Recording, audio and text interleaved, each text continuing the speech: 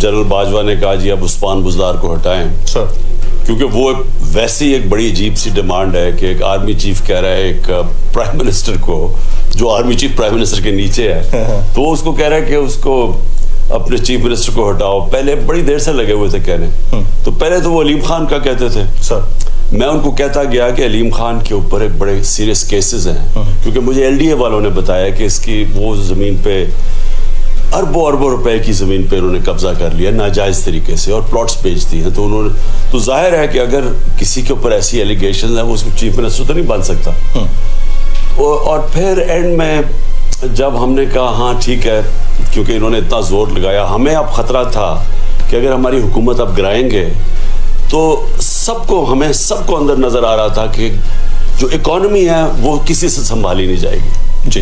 तो हमने आखिर में आपस में डिस्कस किया, हमने कहा हम कड़वा घूंट पी लेते हैं, अगर इनकी डिमांड है कि चीफ मिनिस्टर को चेंज करो तो हम कर देते हैं, क्योंकि इस स्टेज के ऊपर अगर इन्होंने ये साजिश कामयाब हुई, गवर्नमेंट गई, अगर हमारी गवर्नमेंट गई तो संभाला किसी से नहीं जाएगा।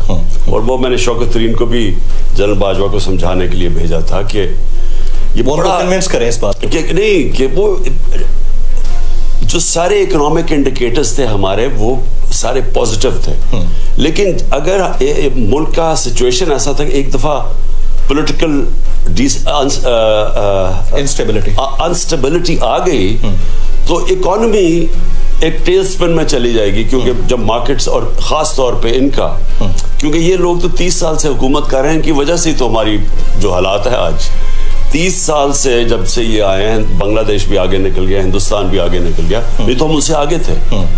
तो उसकी वजह से हमने फैसला किया कि अगर ये कह ही रहे हैं अब आखिर में हम फंसे हुए हैं, तो हमने कहा चलें ठीक है उसे हटाते हैं। तो जब अलीम खान का नाम लिया तो उन्होंने, एक अलीम खान था, एक परवेज लाई था, तो अलीम खान का जब नाम लिया तो परवेज लाई ने कहा मैं तो उसको सपोर्ट नहीं करता। तो फिर हमने परवेज लाई को, हमने उनको इन्वाइट किया और तो ये सिचुएशन। तो परवेज लाई साहब, आपको लगता है कि 100% पाकिस्तान तहरीक इंसाफ के साथ लॉयल हैं, जैसा आप कहेंगे वैसा वो करेंगे? बिल्कुल हमारे साथ खड़े हैं। उन्होंने वाजे कहा, वो उन्होंने कहा कि हम, उनका तो ख्याल है कि थोड़ी और चलने चाहिए गवर्नमेंट, उनका ये ख्याल है। अच्छा, लेकिन उन्होंने कहा कि जो मैं कहूँगा एज चेयरमैन पीटीआई तो वो एक्सेप्ट करेंगे। और साथ साथ परवेज लाई साहब की आपकी जो लास्ट मीटिंग हुई है, इस हवाले से कुछ अफवाहें ज़ेरे गर्दिश हैं।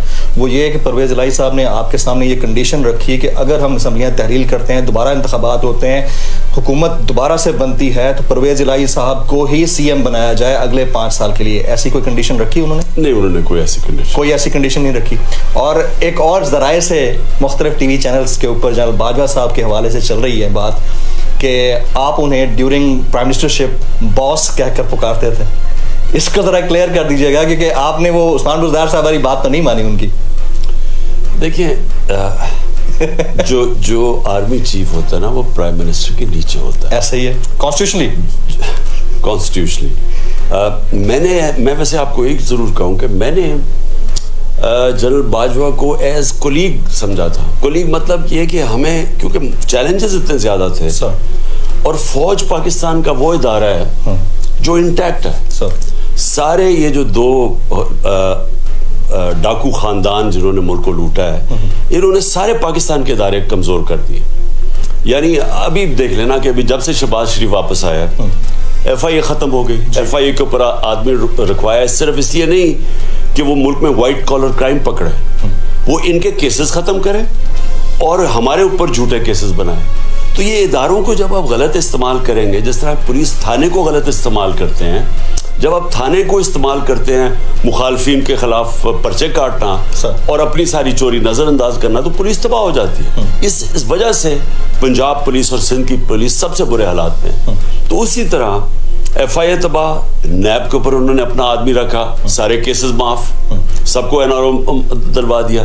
तो नैब एज एन इदारा तो खत्म हो गया ना, वो तो एक टूल आ गया इनके हाथ में। तो इसलिए जब आप एक मुल्क के इदारे तबाह करते हैं तो मुल्क तबाह हो जाता है। तो जो इदारा बचा हुआ है वो है पाकिस्तान फौज। वो क्यों बची हुई है कि वो इंटरफेयर नहीं करने देती। जब नवाज शरीफ ने अपना आर्मी चीफ लाने की कोशिश की, या पता नहीं है वो जो जनरल ज़ियाउद्दीन का सारा हुआ था, जी, तो फौज खड़ी हो गई। तो वो अपने इदारे को प्रोटेक्ट करते हैं और वो इदारा एज ए रिजल्ट इंटैक्ट है। तो हमें तो बड़ी जरूरत थी शुरू में जनरल बाजवा की, और इन्होंने पूरी तरह मदद की। मसलन कोरोना के अंदर हमें इन्होंने पूरा, हमारा कोऑपरेशन था, बल्कि परफेक्ट था कि सिविल मिलिट्री रिलेशनशिप के अंदर जो हार्मनी थी वो वहां थी, वो ज्यादा बेहतर थी उस वक्त, और होनी भी चाहिए थी। लेकिन अब फौज हर जगह, जब मुल्क मुश्किल में होता है तो मसलन चाइना में फ्लड्स आते हैं तो फौज आ जाती है, यूरोप में फ्लड्स आते हैं फौज आती है, क्योंकि वो उसकी एक्सपर्टीज ज्यादा होती है। हम पोलियो में कैंपेन में फौज हमारी मदद करती है बॉर्डर एरियाज में। तो जब ये वो आई लोकस्ट, तो उसके अंदर भी फौज की मदद, तो इनकी हमारी कोऑपरेशन तो बड़ी अच्छी थी। लेकिन जब ये अपनी हद से निकल जाते थे, मसलन कि मेरा चीफ मिनिस्टर रखो, अब ये मैं इस तरह के जो मेरे कोर कमांडर रखो तो अच्छा, वैसे आपने कभी ये फरमाइश की कि मेरे कोर कमांडर रखो? कभी नहीं।